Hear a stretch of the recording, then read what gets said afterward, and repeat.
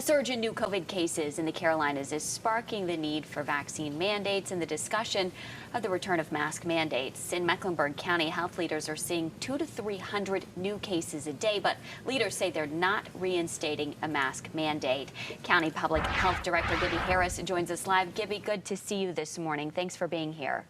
Good morning. Thank you for having me. So the numbers are not moving in the direction you all would like. Are we back in one of those critical windows when it comes to the spread of the Delta variant?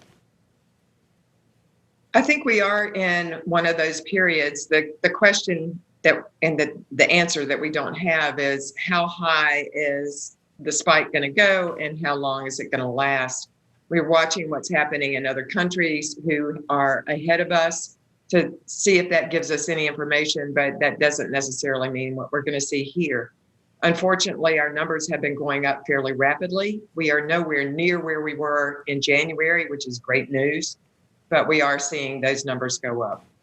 Now, the idea of going back to stricter requirements, that really doesn't sit well with a lot of people. How do you balance that with public safety and then just where people are in terms of, I don't want to put my mask back on, I don't want to be stuck back at home? What is that balance like for you?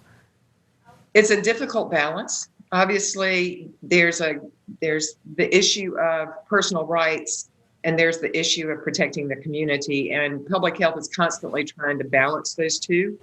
Right now, what we're asking is for the community to help us so that we don't have to go back to the restrictions. The last thing I want to do is to put more restrictions out there. And that's one of the reasons we're not considering a mask mandate at the moment. What we're asking is that people consider wearing masks indoors in public settings right now. And could that change? Regardless of vaccination status. Mm-hmm. And could that change depending on what we hear from the governor's office this afternoon? Well, obviously, if the governor mandates masks, we will comply. We have been in lockstep with the governor's orders for a year now. So we'll see what he says about that. I'm not sure that he's going to go there. And there are a number of reasons for that. One is the recommendations from CDC are specific to those counties and those areas that have significant to high risk of transmission.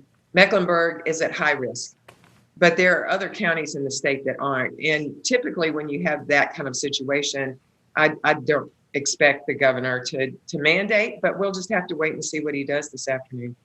Should the Delta variant, as that's the variant spreading right now, be someone's new reason to get the vaccine if they haven't already?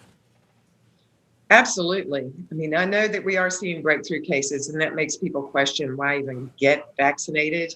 But what we are seeing is those people who are vaccinated, they may have a light case of COVID. They may have some symptoms, mild symptoms. They may have no symptoms at all.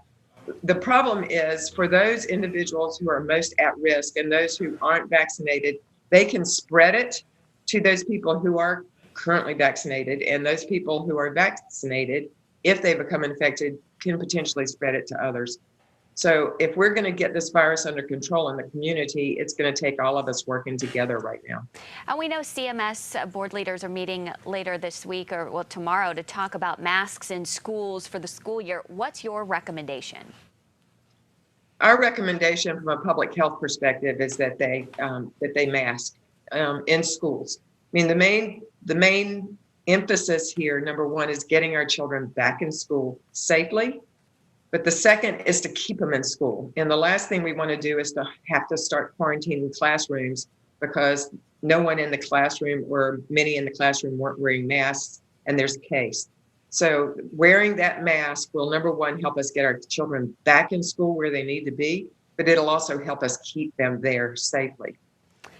Mecklenburg County Public Health Director Gibbie Harris, thank you so much for joining us this morning and all of the work that your office continues to do through this pandemic. We appreciate your time this morning.